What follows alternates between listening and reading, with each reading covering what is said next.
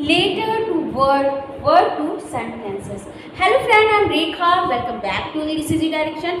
आज की क्लास में आप सीखने वाले हो कैसे आप लेटर से वर्ड और वर्ड से सेंटेंसेस बनाते हो और सेंटेंसेस को कैसे फॉर्म करते हो और सेंटेंसेस में यूज होने वाले सब्जेक्ट, वर्ब, ऑब्जेक्ट को बहुत अच्छे से डिटेल में समझोगे कि सब्जेक्ट क्या होता है और वर्ब क्या होता है और ऑब्जेक्ट क्या होता है।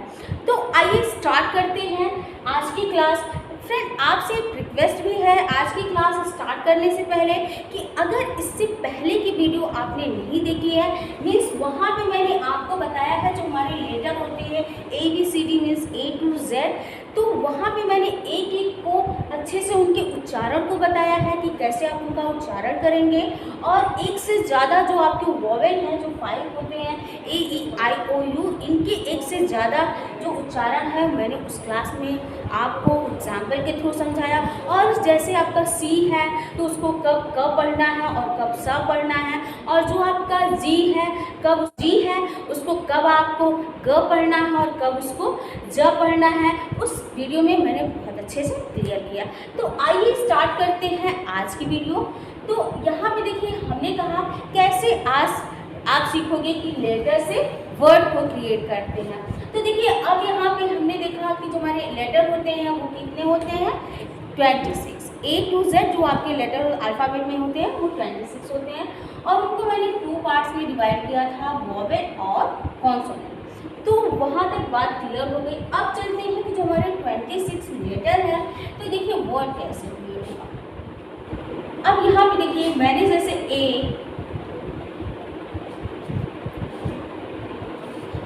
मैंने यहाँ पे APPLE यहाँ पे लिख दिया। अब देखिए फ्रेंड यहाँ पे अभी ये लेटर है, ये भी एक लेटर है, ये भी और ये भी और ये भी। अब देखिए अगर मैं इनको ज्वाइन कर दूँ तो ये आपका क्या बन जाएगा एप्पल, और एप्पल जो है आपको कंप्लीट सेंस दे रहा है। एप्पल मीन्स क्या होता है सी। तो यहाँ पे क्या हो गया कि वर्ड, यहाँ तो आप यहाँ समझिए अच्छे से कि जो हमारा लेटर से वर्ड कैसे बना, मीन्स 2 और 2 से अधिक मीन्स 2 और मोर लेटर जब ज्वाइन हो गए और एक कंप्लीट सेंस दिया तो वो क्या आपका बन गया, एक वर्ड बन गया।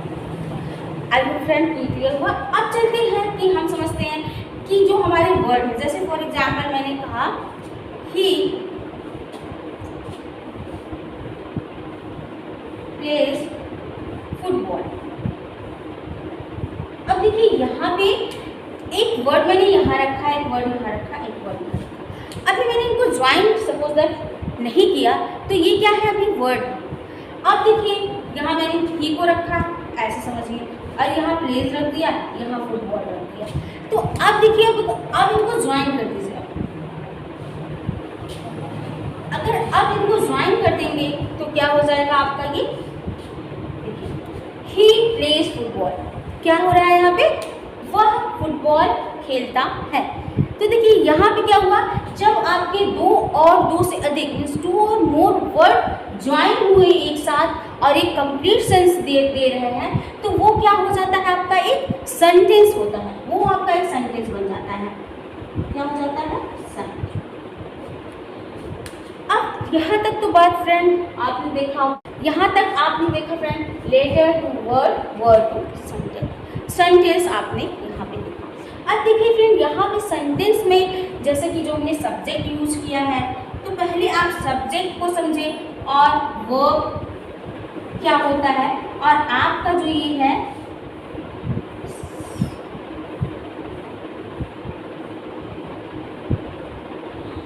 वर्ब और ये है आपका ऑब्जेक्ट। देखिए इसका मीन्स आप यहाँ पे देखिए ध्यान से कि सबसे पहले आप सेंटेंस जब फॉर्म करते हो तो वहाँ पे सब्जेक्ट रखा जाता है और फिर उसके बाद आपका वर्ब, फिर आपका ऑब्जेक्ट। तो इन तीनों के बारे में आइए अब हम समझते हैं कि क्या होता है आपका सब्जेक्ट और क्या होता है आपका वर्ब और ऑब्जेक्ट। ओके फ्रेंड, तो आइए देखते हैं जो सब्जेक्ट है वो क्या होता है। सब्जेक्ट मीन्स कर्ता, इसको आप हिंदी में कर्ता बोलते हो, जो काम को करता है। तो यहाँ पे देखिए ही प्लेज फुटबॉल, तो यहाँ पे काम कौन कर रहा है, आप यहाँ ही की जगह राम भी लिख सकते हो, भी आप समझने के लिए राम कर दीजिए। तो यहाँ पे देखिए काम को कौन कर रहा है, राम। देखिए राम क्या हो गया यहाँ पे, कर्ता। जैसा कि मैंने यहाँ पे देखिए बताया आपको कि नेम किसी का हो सकता है, आई, ही, सी, इट, दे, ये सारे आपके सब्जेक्ट हैं। तो सबसे पहले जैसे आप वह, जैसे मोहन, यहाँ पे आप सेंटेंस को फॉर्म करके आप यहाँ पे सीख लीजिए। मोहन फुटबॉल खेलता है।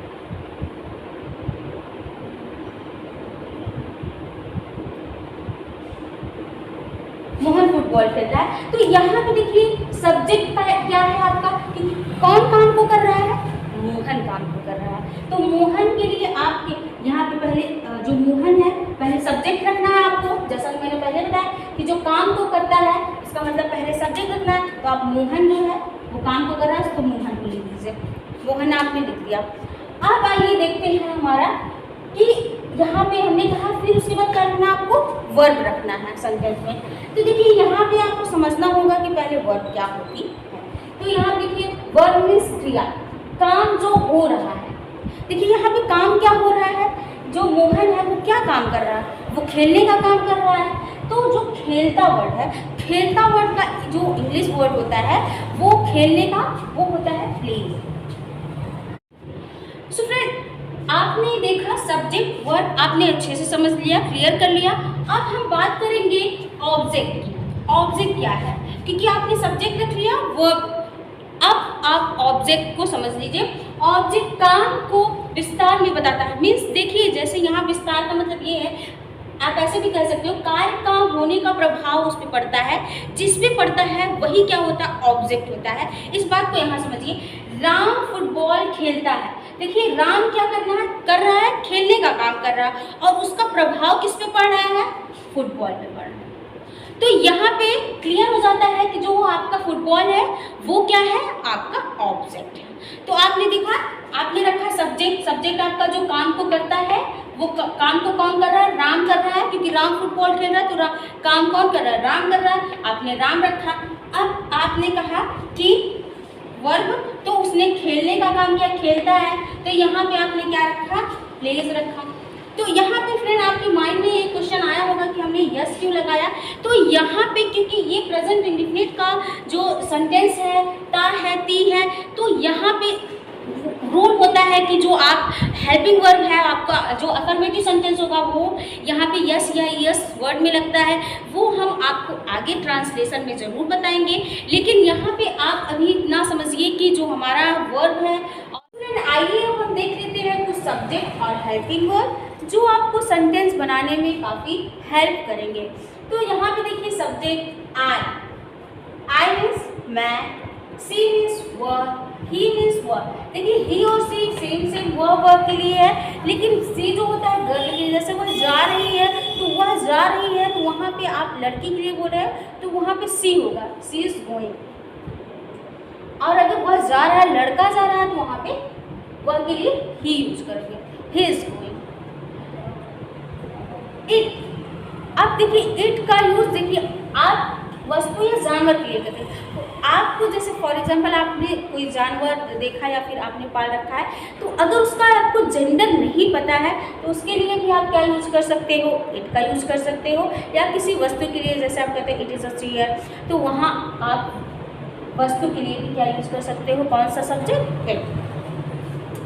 अब देखिए वी मीन्स हम स्कूल जा रहे हैं, तो हम वर्ड का जो हम है वो सब्जेक्ट है, और हम वर्ड को इंग्लिश में वी लिखते हैं। यू मीन्स तुम, दे मीन्स वे। आप देखिए कुछ हेल्पिंग वर्ड, एम मीन्स हूँ, एज मीन्स है, आर मीन्स है।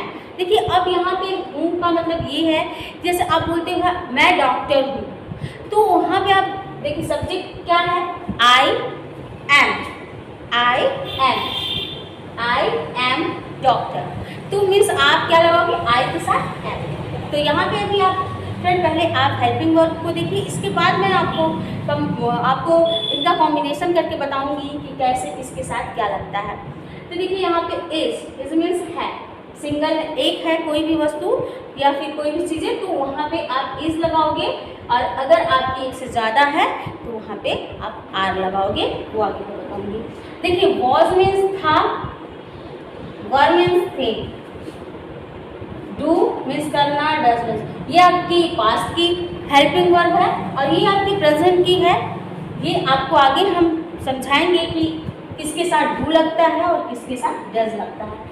डिड मीन्स किया, हैड मीन्स पास था, पास था जैसे आप बोलते हो कि मेरे पास एक कार थी, तो आप बोलोगे I had a car. Has means पास है, अगर अभी पास में आपके है तो वहाँ पे आप यूज करोगे, जैसे आपके पास कार है, जैसे उसके पास कार है तो आप कहोगे ही हैज अ कार। और अगर उनके पास कार है they have a car. Will means होगा, शैल मीन्स होगा, मीन्स ये फ्यूचर की आपकी हेल्पिंग वर्ब है। जब आप फ्यूचर के सेंटेंस बनाओ, जैसे वह गांव जाएगा, गा रहा है, तो वहाँ पे इनकी आप ये हेल्पिंग वर्ब यूज करोगे और शैल का यूज आई बी के साथ। अब आइए देखते हैं इनके कॉम्बिनेशन को कि किस सब्जेक्ट के साथ कौन सी हेल्पिंग वर्ब यूज होती है। आई के साथ am, I am a doctor, I am engineer, तो यहाँ देखिए आई के साथ एम का यूज होता है। ही सी इट ट्रेन के साथ इज, जैसा कि मैंने आपको बताया था कि आपका या देखिए सिंगुलर, यहाँ पे नेम, किसी का भी नेम हो या फिर ही सी इट, तो आप वहाँ पे क्या रखोगे इज। और आपका अगर जो सब्जेक्ट है यू वी दे के साथ आप क्या रखोगे आर, जैसे they are going to school, he is going to school, he is eating apple।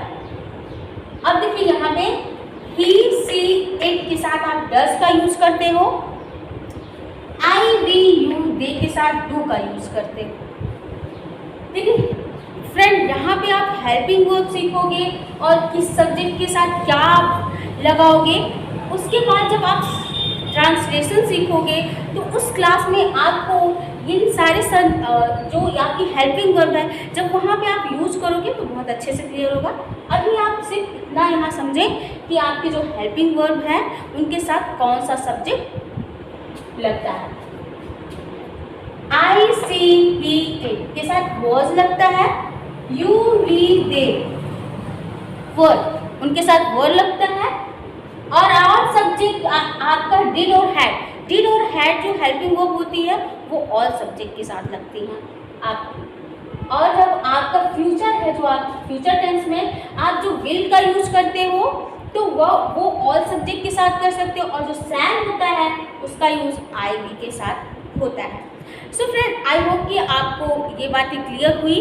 अब जब आप आगे ट्रांसलेशन पढ़ोगे तो वहाँ पे आगे और भी अच्छे से क्लियर होगा। अगर वीडियो पसंद आई हो तो लाइक, कमेंट, शेयर करना ना भूलें। Thanks for